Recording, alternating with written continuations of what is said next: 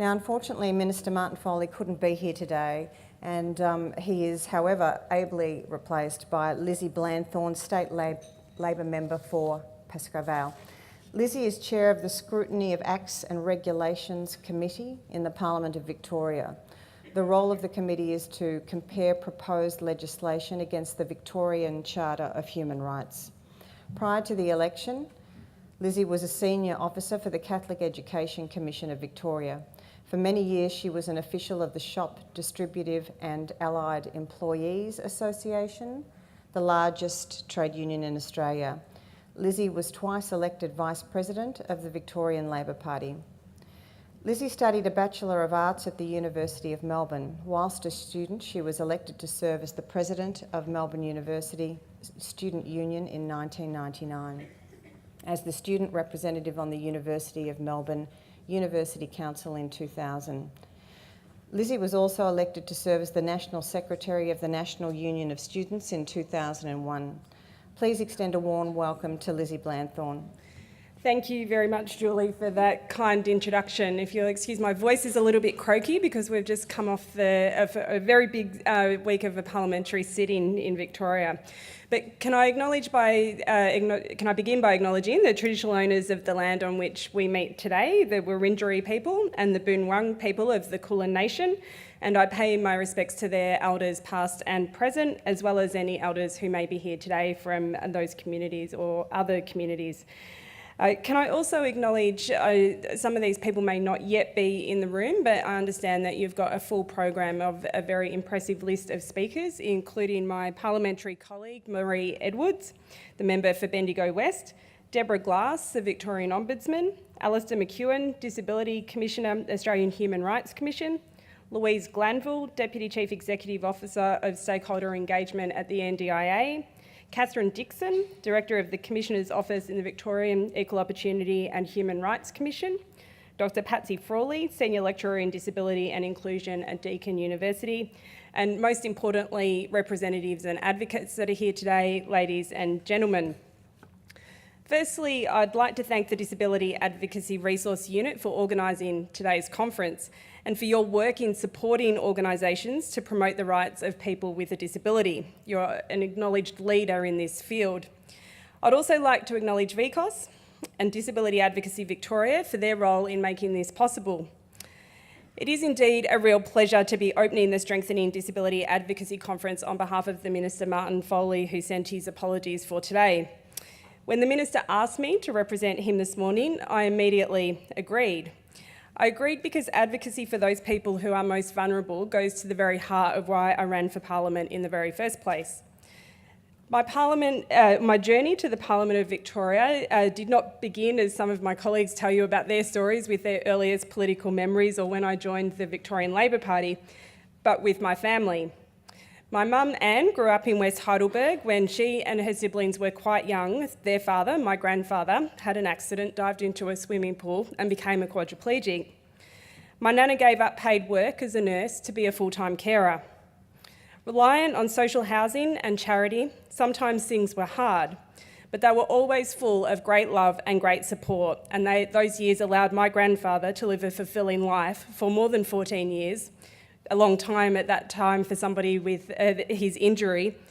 And those times also helped build my nana, my mum and her sisters into strong and resilient women, each with a commitment to building stronger and more socially just communities. My nana passed away nearly 2 years ago, and as you can probably tell in my voice, it still makes me emotional. But as I said, she passed away nearly 2 years ago. But she had a strong Christian working faith that drove her to defend and advocate for those in her community that were most vulnerable. From her work as a carer at home to her time managing Prague House, a home for homeless men, to volunteering later in life at Mary of the Cross, Housing for the Aged Action Group, VCOS, Nana worked tirelessly to promote the dignity of every single life that she came into contact with. I draw inspiration from the example that my nana set, the carer and the advocate that she was, and I know that her hunger for justice continues to live on in my mum and me. But it didn't stop there. My dad, Ian, grew up in Bendigo, and he still at heart remains a country person, despite living in Melbourne now for 40 years. But for many years, the family had a successful business in farming and earth-moving machinery. But later in life, Dad's father suffered a workplace accident and acquired a brain injury. Like Mum's family, Dad's family knew the effects of living with disability. They also knew what it was like to manage the consequences of a workplace injury in a time well before WorkCover. From the very beginning, my parents sought to instill in me and my two brothers a sense that the whole world is interconnected and that we all have an obligation to work for the common good, a sense of solidarity. We were always encouraged to think critically and to act according to conscience. And the example that my parents set through their own social action was inspiring, and we've all sought to make our own social contribution in our own ways.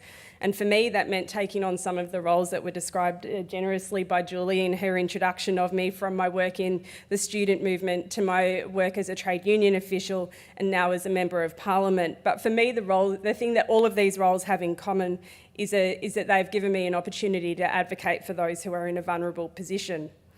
And indeed, that goes to the very reason I stood for Parliament. I stood for election because I believe that people who are most vulnerable need good advocates in our community and in the Parliament.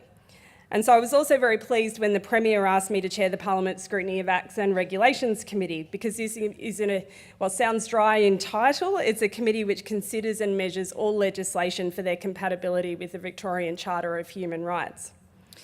And this year's theme, Putting Rights Centre Stage, is important to me personally, and it's important to the Victorian Government as a whole. It's a theme that is right at the heart of what we are trying to do as a state government. I'm also very pleased to see that you have such a packed program with some very knowledgeable people, as I outlined in my introduction, and some very strong advocates, including those sitting amongst you. Yesterday's rights retrospective display is also worth a mention, and I've had it described to me as very powerful since I came into the room. But the 30th year anniversary of funded disability advocacy in Australia is a significant milestone, and it is definitely one worth remembering and one worth celebrating. Victoria certainly has a strong history of leading the way when it comes to advancing the rights of people with a disability. Through the closure of disability institutions and the introduction of individualised funding packages, to our disability legislation underpinned by key human rights principles, the advocacy sector has played a key role in upholding people's rights. There's no doubt that much of the change we're seeing now is because people, like many of you here, people like my nana, tirelessly campaigned for a better future. And you should be very, very proud of what has been achieved thus far. And it is a time of exciting change. We're witnessing the start of the National Disability Insurance Scheme, or NDIS, which will transform the lives of more than 100,000 people 100,000 Victorians with disabilities and those who love them. The NDIS represents the most significant change in the way disability services are provided in our history. It is one of the biggest, in my view, perhaps the greatest social reform of our lifetime. As we know, the scheme is currently being rolled out across the state, and Victoria is committed to getting it right. The rollout of the NDIS won't be without complications. Indeed, great change never is. But the NDIS is about putting people with a disability, their families and their carers at the centre of the system. The Victorian Government is providing $10 million to support Victorians with disabilities, their families, service providers and staff during the transition to the full NDIS. Of course, it's important that all Victorians with a disability have access to quality advocacy, regardless of whether they receive NDIS support. We've seen this in recent investigations and inquiries into issues facing people with disability, including abuse, neglect and family violence. Advocacy has been highlighted repeatedly as an important safeguard in protecting and upholding the rights of people with a disability. That's why we want to maintain a strong and robust advocacy sector. I know many of you have taken part in consultations on the future directions for disability advocacy in Victoria, and I'd like to thank those of you that have done so, that have taken the time to share your expertise and experience as part of this review. It is so very important. Some of you have also contributed to the National Disability Advocacy Program review, which has been led by the Commonwealth Government, and this is also important. A report on the Victorian review is currently being finalised, and Minister Foley will soon consider its findings. The government will carefully consider both reviews in the context of the NDIS, to ensure that the best possible advocacy support is available no matter where people live or what support they receive. We want to develop a sustainable disability advocacy sector that can uphold individual rights and also tackle systemic issues. Our vision is for an inclusive Victoria, where people with a disability are supported and empowered to make choices that enable them to live a life they value, a fulfilling life. We're shaping Victoria's next state disability plan, and I'd like to thank those of you who provided feedback in recent consultations on the plan. We've listened to your feedback. We've taken an informed approach to the next plan, which is due to be in place by the 1st of January 2017. This plan will be our framework for ensuring that all Victorians with a disability have access to the same opportunities and can participate in community on the same equal basis as everybody else. So in conclusion, I'm very pleased to be able to share this occasion with you. As I've explained, it's personally important to me, as it is, I'm sure, to all of you here. I'm here because I believe that everyone is entitled to a standard of living that is consistent with human dignity, and I believe that we all have an obligation to fight for those who are most vulnerable in our society, be it children, refugees, workers, unemployed, homeless, the elderly, the sick, or those with a disability. And I'm here because I believe that those who are most vulnerable need good advocates. Everybody at this conference today is on the front line in safeguarding the rights of people with a disability. I note this year's conference includes sessions on disability rights, promotion, the role of advocacy in safeguarding against abuse, and applying a human rights-based approach to service delivery. That's a lot to get through, so I hope you enjoy your conference and I hope that it's productive. Thank you very much.